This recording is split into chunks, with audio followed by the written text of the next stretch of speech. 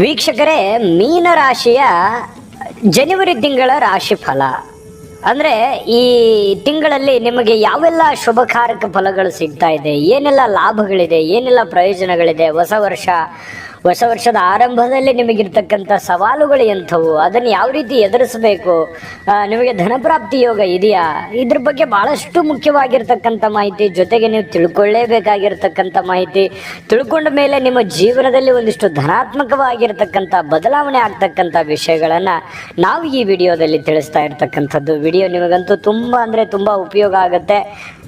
ವೀಕ್ಷಕರೇ, ನೀವು first time channel ನೋಡ್ತಾ ಇದ್ರೆ, ಬಹಳ ದಿನಗಳಿಂದ ಚಾನಲ್ ನೋಡ್ತಾ ಇದ್ದು ಸಬ್ಸ್ಕ್ರೈಬ್ ಮಾಡ್ಕೊಂಡಿಲ್ಲ ಅಂತಂದರೆ ದಯವಿಟ್ಟು ಸಬ್ಸ್ಕ್ರೈಬ್ ಮಾಡ್ಕೊಳ್ಳಿ.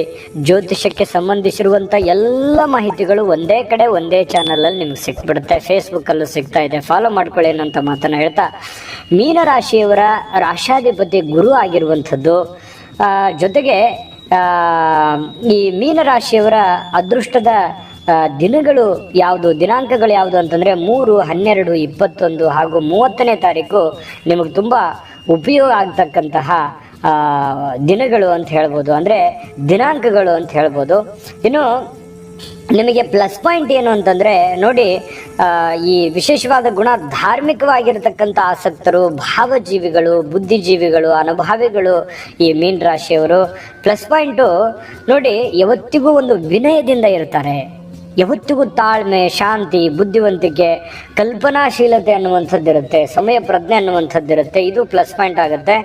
ಆದರೆ ಮೈನಸ್ ಪಾಯಿಂಟ್ ಏನು ಅಂತಂದರೆ, ತಾಳ್ಮೆ ಇಲ್ಲದಂತಹ ಮತ್ತು ಅಜಾಗರೂಕತೆ, ಸಡನ್ನಾಗಿ ಏನೋ ಒಂದು ತಪ್ಪೆಜ್ಜೆ ಇಟ್ಬಿಡೋದು, ಅದರಿಂದ ಪರಿಣಾಮ ಅನುಭವಿಸ್ಬಿಡೋದು, ಪಶ್ಚಾತ್ತಾಪ ಅನುಭವಿಸ್ಬಿಡೋದು ಒಂದು ಮೈನಸ್ ಪಾಯಿಂಟ್ ಆಗ್ತಕ್ಕಂಥದ್ದು ಈ ಮೀನ ರಾಶಿಯವರಿಗೆ.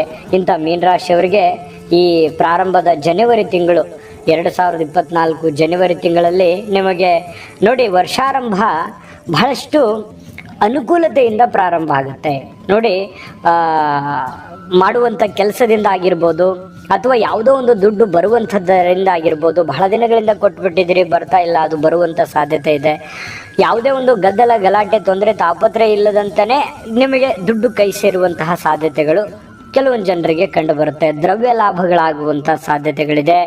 ಮಕ್ಕಳಿಂದ ನೆಮ್ಮದಿ ಸಿಗುವಂತಹ ಸಾಧ್ಯತೆಗಳಿದೆ. ನೋಡಿ, ಮಕ್ಕಳ ವಿಚಾರದಲ್ಲಿ ಏನೋ ಮಕ್ಕಳು ಓದಿದ್ದಾರೆ, ಕೆಲಸ ಆಗ್ತಾ ಇಲ್ವಾ, ಅಥವಾ ಮಕ್ಕಳ ಮದುವೆ ವಿಚಾರದಲ್ಲಿ ಚಿಂತೆ ಮಾಡ್ತಾ ಇದ್ದೀರಾ, ಮಕ್ಕಳ ಒಂದು ಬೇಕು ಬೇಡಗಳ ಬಗ್ಗೆ ನೀವು ಚಿಂತೆ ಮಾಡ್ತಾ ಇದ್ರೆ, ಖಂಡಿತವಾಗಿಯೂ ನಿಮಗೆ ಮಕ್ಕಳಿಂದ ಒಳ್ಳೆಯ ಫಲಗಳು ನಿಮಗೆ ಸಿಗುವಂತಹ ಸಾಧ್ಯತೆಗಳಿದೆ. ಇದರಿಂದ ಮನಸ್ಸಿಗೂ ಸ್ವಲ್ಪ ನೆಮ್ಮದಿ ಅನ್ನುವಂಥದ್ದು ನಿಮಗೆ ಸಿಗುತ್ತೆ.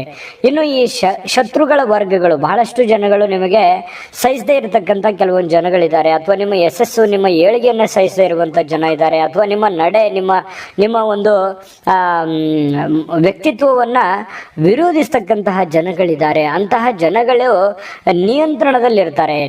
ನಿಮ್ಮ ವಿರುದ್ಧವಾಗಿ ಅವ್ರು ಏನೂ ಮಾಡ್ಕೊಳಕ್ಕಾಗಲ್ಲ. ಹಾಗಾಗಿ ನೀವು ನಿಮ್ಮ ಕೆಲಸದ ಕಡೆ ನೀವು ಹೆಚ್ಚಿನ ಆದ್ಯತೆಯನ್ನು ಕೊಡಬೇಕು.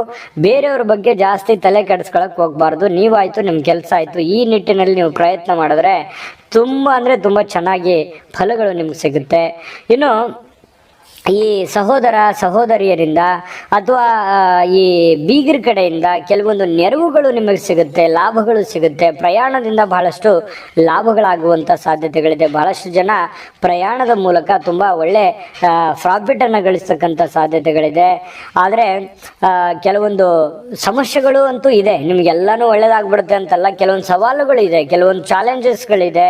ಆ ಚಾಲೆಂಜಸ್ಗಳನ್ನು ನೀವು ಸಮರ್ಥವಾಗಿ ಎದುರಿಸಬೇಕಾಗತ್ತೆ. ಒಂದು ಪಕ್ಕ ಪ್ಲಾನ್ ಮಾಡಿಕೊಂಡು ಅದನ್ನು ಎದುರಿಸುವಂತಹ ಪ್ರಯತ್ನವನ್ನು ಮಾಡಿಕೊಂಡ್ರೆ ಮಾತ್ರ ನಿಮಗೆ ಇನ್ನೂ ಅದ್ಭುತವಾದಂತಹ ಫಲಗಳು ನಿಮಗೆ ಸಿಗುತ್ತಿದೆ.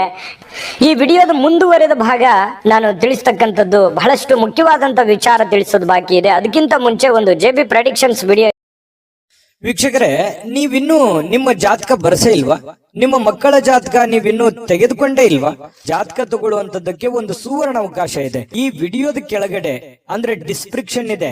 ಈ ವಿಡಿಯೋದಲ್ಲ, ಈ ವಿಡಿಯೋದ ಕೆಳಗಡೆ ಡಿಸ್ಕ್ರಿಪ್ಷನ್ ಇದೆ. ಆ ಡಿಸ್ಕ್ರಿಪ್ಷನ್ ಅಲ್ಲಿ ಒಂದು ಲಿಂಕ್ ಇದೆ. ಆ ಲಿಂಕಿನ ಮೇಲೆ ಕ್ಲಿಕ್ ಮಾಡಿದ್ರೆ ಮತ್ತೊಂದು ವಿಡಿಯೋ ಓಪನ್ ಆಗುತ್ತೆ. ಆ ವಿಡಿಯೋ ನೋಡಿದ ಮೇಲೆ ನಿಮಗೆ ಜಾತಕದ ಸಂಪೂರ್ಣ ಮಾಹಿತಿ ಸಿಗುತ್ತೆ. ನೀವು ಉಪಯೋಗ ಮಾಡ್ಕೊಳ್ಳಿ ಅಂತ ಹೇಳ್ತಾ ಈಗಲೇ ಆರ್ಡರ್ ಮಾಡ್ಕೊಂಡು ತರಿಸ್ಕೊಳ್ಳಿ ಅಂತ. ನೋಡಿದ್ರಲ್ಲ ವೀಕ್ಷಕರೇ, ಬಹಳ ಅದ್ಭುತವಾಗಿರ್ತಕ್ಕಂತಹ ಜಾತಕ. ತುಂಬ ಸರಳವಾಗಿ ಸುಲಭವಾಗಿ ನೀವೇ ಓದ್ಕೊಂಡು ತಿಳ್ಕೊಬೇಕಾಗಿರ್ತಕ್ಕಂಥ ಜಾತಕ ಇದಾಗಿರೋದ್ರಿಂದ ಈಗಲೇ ಆರ್ಡರ್ ಮಾಡ್ಕೊಂಡು ತರಿಸ್ಕೊಳ್ಳಿ ಅಂತ ಹೇಳ್ತಾ ಬನ್ನಿ ಮುಂದಿನ ವಿಷಯವನ್ನ ನೋಡೋಣ. ಇನ್ನು ಎಲ್ಲ ಕಾರ್ಯಗಳಲ್ಲಿ ನೀವು ಪ್ರಯತ್ನ ಮಾಡಿದ್ರೆ ಅಧಿಕವಾದಂತಹ ಲಾಭ ಆಗುತ್ತೆ. ಒಂದು ಎಕ್ಸಾಂಪಲ್, ಏನು 100 ರೂಪಾಯಿ ಲಾಭ ಆಗುವಂಥ ಜಾಗದಲ್ಲಿ ನೀವು 200 ರೂಪಾಯಿ ಲಾಭಗಳನ್ನ ತೆಗೆದುಕೊಳ್ಬಹುದು. ಅಂದ್ರೆ 1,00,000 ರೂಪಾಯಿ ಲಾಭ ಇರುವಂತ ವ್ಯವಹಾರ 2 ಲಕ್ಷದ ಲಾಭವನ್ನಾಗಿ ಪರಿವರ್ತನೆ, ದ್ವಿಗುಣ ಲಾಭವನ್ನಾಗಿ ಪರಿವರ್ತನೆ ಮಾಡ್ಕೋಬಹುದು. ಅದು ನಿಮ್ಮ ಸಮಯ ಪ್ರಜ್ಞೆಯಿಂದ, ಹೆಚ್ಚಿನ ಪರಿಶ್ರಮದಿಂದ, ನಿಮ್ಮ ಬುದ್ಧಿವಂತಿಕೆಯಿಂದ ಮಾತ್ರ ಸಾಧ್ಯ ಅನ್ನುವಂಥದ್ದು ನೀವು ಗಮನದಲ್ಲಿ ಇಟ್ಕೋಬೇಕಾಗತ್ತೆ. ಆಯ್ತಾ? ಇನ್ನು ಹಳೆಯ ನೆನಪುಗಳು ನಿಮಗೆ ಕಾಡುವಂತಹ ಸಾಧ್ಯತೆಗಳು, ಹಿಂದೆ ಆಗೋಗಿರುವಂತಹ ಕೆಲವೊಂದು ವಿಚಾರಗಳ ಬಗ್ಗೆ, ಕೆಲವೊಂದು ನೆನಪುಗಳ ಬಗ್ಗೆ ಸ್ವಲ್ಪ ಮನಸ್ಸಿನಲ್ಲಿ ಎಲ್ಲೋ ಒಂದು ಕಡೆ ಹಾಸುವಕ್ಕಾಗಿರುತ್ತೆ. ಏನಪ್ಪಾ ನಾನು ಹಿಂದೆ ಹಿಂಗಿದ್ದೆ, ಹಿಂಗಾಗ್ಬಿಡ್ತಲ್ಲ ಅನ್ನುವಂಥದ್ದು ಒಂದು ನೆನಪುಗಳು, ಅದರಿಂದ ಸ್ವಲ್ಪ ಸವಿ ನೆನಪಾಗಿ ಪರಿವರ್ತನೆ ಆಗುವಂಥ ಸಾಧ್ಯತೆಗಳು ಕಂಡು ಬರುತ್ತೆ. ಇನ್ನು ನಿಮಗೆ ಬಹಳಷ್ಟು ಜನರಿಗೆ ಲಾಭದಲ್ಲಿ ಇಳಿಕೆ ಕಂಡು ಬಂದರೂ ಕೂಡ ಅದನ್ನ ಏರಿಕೆಯ ಮಟ್ಟಕ್ಕೆ ಒಯ್ಯುವಂತಹ ಪ್ರಯತ್ನವನ್ನ ನೀವು ಮಾಡ್ಕೋಬೇಕಾಗತ್ತೆ. ಕೆಲವೊಂದು ವ್ಯಾಪಾರ ವಹಿವಾಟಿನಲ್ಲಿ ಯಾವುದೇ ತರದ ವ್ಯಾಪಾರ ವಹಿವಾಟು ಮಾಡಿ, ಚಿಕ್ಕ ಪುಟ್ಟದ್ದೇ ಇರ್ಬೋದು, ದೊಡ್ಡ ಉದ್ಯಮನೇ ಇರ್ಬೋದು, ಸರ್ಕಾರಿ ಅರೆ ಸರ್ಕಾರಿಯಲ್ಲಿ ಕೆಲಸ ಮಾಡ್ತಕ್ಕಂಥವ್ರೇ ಇರ್ಬೋದು, ಕೃಷಿಕರೇ ಇರ್ಬೋದು, ನೀವು ಯಾವುದೇ ತರದ್ ಮಾಡಿ, ಅದು ಮಾಡಿ ಇದು ಮಾಡಿ ಅಂತಲ್ಲ, ಸ್ವಲ್ಪ ನಿಮ್ಮ ವ್ಯಾಪಾರ ವಹಿವಾಟಿನಲ್ಲಿ ಹೆಚ್ಚಿನ ಒಂದು ಪ್ರಯತ್ನ, ಆದ್ಯತೆಯನ್ನ ನೀವು ಕೊಡಬೇಕಾಗತ್ತೆ, ಸಮಯವನ್ನು ಕೊಡಬೇಕಾಗತ್ತೆ. ಪತಿ ಪತ್ನಿಯರಲ್ಲಿ ಸ್ವಲ್ಪ ಸಣ್ಣ ಪುಟ್ಟ ವಿಚಾರಕ್ಕೆ ಸಂಬಂಧಪಟ್ಟಂತ ವಿರಸಗಳು ಕಂಡು ಬರುತ್ತೆ. ಹಾಗಾಗಿ ಸಣ್ಣ ಪುಟ್ಟ ವಿಚಾರಗಳಲ್ಲಿ ಆಗಿಂದಾಗೆ ಅದನ್ನು ಸರಿ ಮಾಡ್ಕೊಂಡು ಹೋಗಿ, ಜಾಸ್ತಿ ಅದನ್ನ ಚಿಕ್ಕದಿರುವಂಥದ್ದನ್ನ ದೊಡ್ಡದನ್ನಾಗಿ ಮಾಡ್ಕೊಳ್ಳಿಕ್ ಹೋಗ್ಬೇಡಿ. ಸ್ನೇಹಿತರಿಂದ ಪರವಾಗಿಲ್ಲ ಅನ್ನುವಷ್ಟರ ಮಟ್ಟಿಗೆ ಇರುತ್ತೆ, ಆದ್ರೂ ಕೂಡ ಅತಿಯಾಗಿರ್ತಕ್ಕಂಥದ್ದು ನಂಬಿಕೆ ಬೇಡ. ಯಾವುದೇ ಒಂದು ವರ್ಗದಲ್ಲಿರ್ತಕ್ಕಂಥವ್ರಿಗೂ ಕೂಡ ನಿಮ್ಮ ಮನಸ್ಸಿನಲ್ಲಿರ್ತಕ್ಕಂತಹ ಗುಪ್ತವಾಗಿರುವಂಥ ವಿಚಾರಗಳನ್ನ ಅವ್ರ ಹತ್ರ ಶೇರ್ ಮಾಡ್ಕೊಳಕ್ ಹೋಗ್ಬೇಡಿ. ನಿಮ್ಮ ಮನಸ್ಸಿನಲ್ಲೇ ಇಟ್ಕೊಳ್ಳಿ. ನೀವು ಮನಸ್ಸಿನಲ್ಲಿ ಇಟ್ಕೊಂಡು ಕಾರ್ಯ ಸಾಧನೆ ಮಾಡೋದ್ರ ಕಡೆ ನೀವು ಗಮನ ಕೊಡಬೇಕು. ವ್ಯಾಪಾರಿಗಳಿಗೆ ದುಡುಕಿನಿಂದ ಹಾನಿ ಆಗುತ್ತೆ. ಸಡನ್ ಆಗಿ ನಂಬಿಡೋದು, ಸಡನ್ ಆಗಿ ಇನ್ವೆಸ್ಟ್ಮೆಂಟ್ ಮಾಡ್ಬಿಡೋದು, ಸಡನ್ ಆಗಿ ಏನೋ ಒಂದು ನಿರ್ಧಾರಗಳನ್ನು ತೆಗೆದುಕೊಂಡ್ಬಿಡೋದು, ಈ ರೀತಿ ಮಾಡ್ಲಿಕ್ಕೆ ಹೋಗ್ಬೇಡಿ. ಅದು ಬಹಳ ಮೈನಸ್ ಪಾಯಿಂಟ್ಗಳಾಗುವಂತ ಸಾಧ್ಯತೆಗಳಿದೆ. ಇನ್ನು ಮನಸ್ಸಿಗೆ ಕೆಲವೊಂದು ವಿಚಾರದಲ್ಲಿ ಒಂದು ಚಿಂತೆ ಇರುತ್ತೆ, ಆತಂಕ ಇರುತ್ತೆ. ನಾನು ಅಂದ್ಕೊಂಡಂತ ಕೆಲಸದಲ್ಲಿ ನನಗೆ ಲಾಭ ಸಿಗುತ್ತಾ ಇಲ್ವಾ, ಪ್ರಯೋಜನ ಆಗುತ್ತಾ ಇಲ್ವಾ, ಸಕ್ಸಸ್ ಆಗ್ತಾನೆ ಇಲ್ವಾ ಅನ್ನುವಂತ ಒಂದು ಚಿಂತೆ ನಿಮ್ಮ ಮನಸ್ಸಿನಲ್ಲಿ ಇರುತ್ತೆ. ವಿದ್ಯಾರ್ಥಿಗಳಿಗೆ ಓದಿನಲ್ಲಿ ಸ್ವಲ್ಪ ನೆನಪಿನ ಶಕ್ತಿಯ ಕೊರತೆ ಇರುತ್ತೆ. ಓದಿನ ಕಡೆ ಜಾಸ್ತಿ ಒಲವಾಗಲ್ಲ, ಓದಿದ್ರು ಅದು ನೆನಪಿನ ಶಕ್ತಿ ಉಳಿಯಲ್ಲ, ಈ ರೀತಿ ಆಗುವಂಥ ಸಾಧ್ಯತೆ ಇರುತ್ತೆ. ಆದರೆ ಇದಕ್ಕೆ ಹೆಚ್ಚಿನ ಒಂದು ಕಾನ್ಸಂಟ್ರೇಷನ್ ಅನ್ನುವಂಥದ್ದು ಬೇಕಾಗುತ್ತೆ. ಮೊಬೈಲ್ ಬಳಕೆ ಮಾಡ್ತಾ ಇದ್ರೆ ದಯವಿಟ್ಟು ಅದನ್ನು ಕಡಿಮೆ ಮಾಡಿಕೊಂಡ್ರೆ ವಿದ್ಯಾರ್ಥಿಗಳಿಗೆ ಬಹಳ ಒಳ್ಳೆಯ ಅನುಕೂಲತೆಗಳಾಗುತ್ತೆ. ಗುರು ಹಿರಿಯರ ಬಗ್ಗೆ ಸ್ವಲ್ಪ ತಾತ್ಸಾರ ಬೇಡ. ಅದು ಏನೋ ಒಂದು ಸಲಹೆಯನ್ನು ಕೊಡ್ತಾ ಇದ್ದಾರೆ, ಅವ್ರಿಗೆ ಏನೋ ಒಂದು ನಿಮಗೆ ಮಾರ್ಗದರ್ಶನ ಮಾಡ್ತಾ ಇದ್ದಾರೆ ಅಂತಂದ್ರೆ ಅದನ್ನ ನೀವು ಸ್ವೀಕಾರ ಮಾಡ್ತಕ್ಕಂಥ ಪ್ರಯತ್ನವನ್ನ ಮಾಡ್ಕೋಬೇಕಾಗತ್ತೆ. ಕೆಲವೊಂದು ಜನರಿಗೆ ಸ್ಥಾನ ಬದಲಾವಣೆಗಳಾಗುವಂತ ಸಾಧ್ಯತೆಗಳಿರ್ತವೆ. ವರ್ಕ್ ಆಗುವಂಥದ್ದು, ಟ್ರಾನ್ಸ್ಫರ್ ಆಗುವಂತ ಸಾಧ್ಯತೆಗಳಿರುತ್ತೆ. ಮಾಡುವಂತ ಕೆಲಸಗಳು ಬದಲಾವಣೆಗಳಾಗುವಂತ ಸಾಧ್ಯತೆಗಳಿರುತ್ತೆ. ಹಾಗಾಗಿ ಸಾಧ್ಯವಾದಷ್ಟು ಇರುವಂತ ಕೆಲಸ ಹೆಚ್ಚಿನ ಮಟ್ಟದಲ್ಲಿ ಉಳಿಸ್ಕೊಂಡು ಹೋಗುವಂತ ನಿಟ್ಟಿನಲ್ಲಿ ನೀವು ಪ್ರಯತ್ನವನ್ನು ಮಾಡ್ಕೋಬೇಕಾಗತ್ತೆ. ಉದ್ಯೋಗದಲ್ಲಿ ಸ್ವಲ್ಪ ಒತ್ತಡ ಇರುತ್ತೆ. ನೀವು ಎಷ್ಟೇ ಒಂದು ಪ್ರಾಂಪ್ಟ್ ಆಗಿ ಕೆಲಸ ಮಾಡಿದ್ರು ಕೂಡ ನಿಮ್ಮ ಕೆಳವರ್ಗದವರು ನಿಮ್ಮನ್ನು ಕಾಲೆಳೆಯುವಂತ ಪ್ರಯತ್ನಗಳನ್ನ ಸಿಕ್ಕಾಪಟ್ಟೆ ಮಾಡ್ತಾ ಇರ್ತಾರೆ. ಅದಕ್ಕಾಗಿ ನೀವು ಏನು ಮಿಸ್ಟೇಕ್ಸ್ ಮಾಡ್ಕೊಳಕ್ ಹೋಗ್ಬೇಡಿ. ನೀವು ಹೆಚ್ಚಿನ ಒಂದು ಪ್ರಯತ್ನ ಪಟ್ಟು ನಿಮ್ಮ ಕೆಲಸದ ಕಡೆ ಹೆಚ್ಚಿನ ಆದ್ಯತೆಯನ್ನು ಕೊಡಿ. ಖಂಡಿತವಾಗ್ಲೂ ನಿಮ್ಗೆ ಸಕ್ಸಸ್ ಅನ್ನುವಂಥದ್ದು ಸಿಗುತ್ತೆ. ಅಂದ್ರೆ ಈ ಒಂದು ತಿಂಗಳಲ್ಲಿ ಪ್ಲಸ್ ಮೈನಸ್ ಎರಡೂ ಇದಾವೆ. ಅದೇ ರೀತಿ ಚಾಲೆಂಜ್ಗಳು ಇದ್ದಾವೆ. ಆ ಚಾಲೆಂಜ್ಗಳನ್ನ ನಾನು ಈ ವಿಡಿಯೋದುದ್ದಕ್ಕೂ ಹೇಳಿದ್ದೀನಿ. ಅದನ್ನ ನೀವು ಸಮರ್ಥವಾಗಿ ನಿಭಾಯಿಸಿದ್ದೆ ಆದರೆ ಅದ್ಭುತವಾಗಿರ್ತಕ್ಕಂಥ ಫಲಗಳು ನಿಮಗೆ ಸಿಗುತ್ತೆ ಅನ್ನುವಂಥದ್ದಂತೂ ಬಹಳ ಸ್ಪಷ್ಟವಾಗಿ ಕಂಡು ಬರ್ತಾ ಇದೆ. ಜೊತೆಗೆ ನಾನು ಪರಿಹಾರವನ್ನು ತಿಳಿಸ್ಕೊಡ್ತೀನಿ.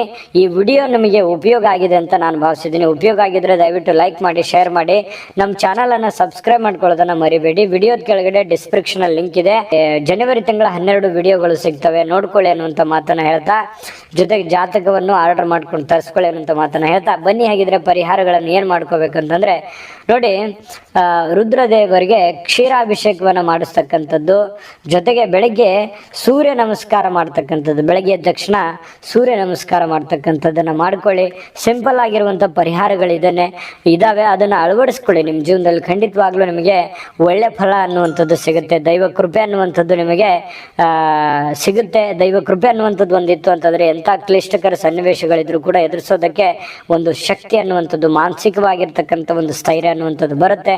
ಆಗಲಿ, ಒಳ್ಳೆಯದಾಗಲಿ, ನಿಮಗೆ ಶುಭವಾಗಲಿ, ಶುಭವಾದಂತಹ ಫಲಗಳು ನಿಮಗೆ ಸಿಗಲಿ ಅಂತ ಹೇಳ್ತಾ ತಾಯಿ ಅನ್ನಪೂರ್ಣೇಶ್ವರಿ ನಿಮಗೆ ಸಕಲ ಅಷ್ಟೈಶ್ವರ್ಯಗಳನ್ನು ಕೊಟ್ಟು ಕಾಪಾಡಲಿ ಅಂತ ಪ್ರಾರ್ಥನೆ ಮಾಡ್ಕೊಳ್ತಾ ಸರ್ವೇ ಜನ ಸುಖಿನೋ ಭವಂತು.